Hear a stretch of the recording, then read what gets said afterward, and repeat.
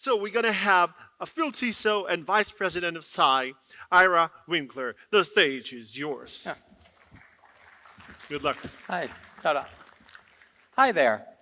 People are still here. I'm impressed. And those who are leaving, your loss. Goodbye.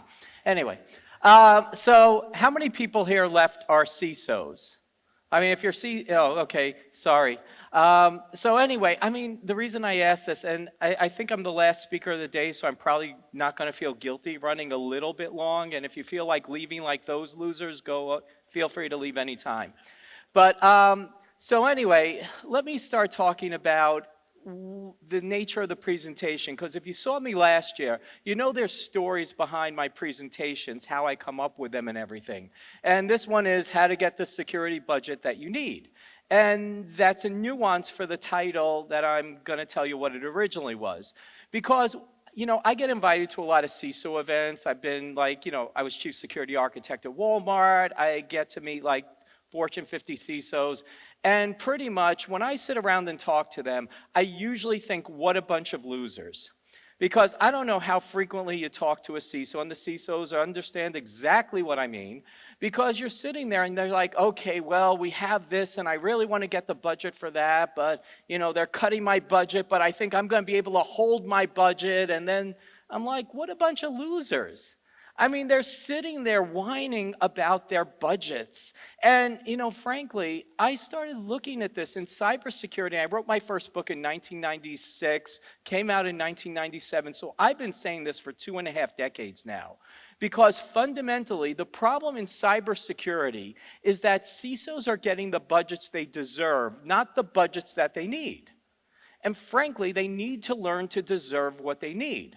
And what I mean by that is, how does the normal budget work? And there's a couple CISOs here, and they can tell me, and I encourage you to tell me if I'm wrong. But when they sit down and do the budget process, they're sitting there going, okay, well, I have this money this year, and I kind of want more next year. I think I want this, and I'm going to ask a little bit for that, and a little bit for this, and maybe just a general increase in budget, and so on. And what happens is, all of a sudden, I'm sitting there like, does that make any sense at all? They're basically saying, I'm going to get my budget based on what was last year, which is based on the budget of what was the year before, which was based on the budget of what was the year before, and so on. But what does that actually mean? It actually is the dumbest way to get a budget. You're basically figuring out how to stay afloat, having your program, hopefully that's reasonably okay, stay as it is, with maybe a little bit better the following year. That's not how anybody else in the security world or the business world does it. Because when other people in business start figuring out what their budget is, their budget essentially amounts to along the lines of, here's what I need. Like if a COO says, I want to go ahead and re-architect a factory, the COO figures out, okay, here's the amount of money I need to re-architect the factory. Here's the amount it's going to cost because I have to figure out the factory's not going to be online, so we're going to have a loss of income due to that. But once the factory comes into play, there's going to be an increase in output of X amount and so on, and therefore we will return Y. And they get the budget they need because they financially justify it. Likewise for the CFO and so on. Actually, I think I just went through half my presentation. I better go back to that. But anyway, so CISOs get the budgets they need, not the budgets they deserve. Typical budget, I pretty much, and if there's any CISO that can tell me I'm wrong, please feel free to do so. But, oh yeah, I forgot to say, what's the logic and how do they justify their budget? They say, oh, what percentage of the IT budget is IT security? Does that make any sense at all? No. Like, for example, you got a large bank, well, large US banks, though I know them, obviously, and the large US banks, frankly, they don't care about what the IT budget is. You might have an IT security budget that's larger than the IT budget. And why is that? If a bank goes ahead and says, okay, what's the percentage of the IT security budget is the IT security budget? That doesn't make sense because smart banks realize I'm not protecting the IT, I'm protecting the information and services provided by the IT. So a large bank may have $100 million in IT, maybe $1 billion or whatever, and they go ahead and, like for example, if the computers go down, Do they still have the hardware? Yes. Do they still have the software? Yes. Do they still have the people sitting around doing nothing? Yes. Do they still have the buildings? Yes. But they're losing millions of dollars a minute, even a second possibly. And that's what they're basing their budgets on. These services and data that they're going to lose access to if they lose the budgets. Now, in IT security, we still operate under a different mindset. The bulk of us, because we're sitting here saying, well, we're part of IT and we get a percentage of that budget. Again, it should be completely irrelevant. You should be able to go ahead and say, look, I am protecting X amount of dollars for the company, and to protect that amount of money, here's what I'm going to get. One of my friends, Dan Meacham, Dan is currently the CISO of Legendary Entertainment, the people who make movies and stuff like Lord of the Rings, I think, and stuff like that. And he went ahead before he was in that position, and when iPads came out, he's like, Ira, let me show you my new iPad. I go, I've seen iPads. He's like, no, you got to look at my app. And he's like, I walk into budget meetings, and if somebody goes ahead and says, I'm making up these numbers on his behalf, but if I need $50 million, I go in and say, I need $50 million. And then he's like, and then they say, okay, well, we'll give you $45 million. He's like, okay, that's your privilege as an executive, as a budget committee. But he's like, hold on a second. So we're going to reduce my IT security budget by $5 million. And it's like, okay, the increase in risk that we're going to experience is $238 million. I just need you to sign here. And he has a signature block on his iPad and hands it to the CEO and says, just please sign here, acknowledging that for $5 million savings, you are going to incur a $238 million increase of risk. He gets his budget. The reality, I'm pretty sure that was a random number generator. But he still was able to get his budget because he had a cost benefit for everything that he was doing. And that's critical. That's how he was able to do it. Now, these days, we have cyber risk quantification tools. And those are kind of good, but they give graphs and stuff like that. And they're basically like, okay, here's our cyber risk. And boards seem to like those pretty little pictures. I kind of think that has minimum value. It doesn't help you in much ways unless you know how to take it to the next level, which is what I call cyber risk optimization, which is how you deserve what you actually need. So anyway, I spoke about other disciplines at a high level. I only have 12 minutes, but here's a crude risk equation. I gave this to a bunch of risk analysts. They were like, that was not a good formula. I'm like, I'm not showing it to you. I mean, you're the people generating these bad formulas that never get us money anyway. So anyway, for the purpose of this audience, here's a common risk equation, which is basically the value. What is your cyber risk as a whole? What is your cyber risk? And then you have threat and vulnerability, which essentially add to the probability, because the threat is who's out to get you, the vulnerability is what allows them to get you, and what you do to mitigate your risk is by implementing countermeasures. And when you go ahead and implement your countermeasures, that's how you go ahead and basically, reduce your risk. So roughly, I think I have a graph like this, and this is the concept that I call optimized risk. I wrote, again, this was 25 years ago I came up with this. So anyway, basically, wow, this is a really good laser pointer. So anyway, so if it just stays pressed, it goes out quickly. So anyway, the red line basically indicates that those are your vulnerabilities. Well, I know I'm in Hebrew, or where we speak Hebrew here, but anyway, on the American left, you go ahead and you start, and when you have no countermeasures, your vulnerabilities are maximum. Then as you start to implement countermeasures, your vulnerability should start to decrease. And everybody's like, okay, so I should be over here where vulnerabilities are like at their minimum. I'm like, no, that's stupid, because then the cost of your cybersecurity program is bigger than your risk. Then they're like, okay, so I should be in the middle here. I'm like, nah, that's where you're basically spending the same amount you have to lose.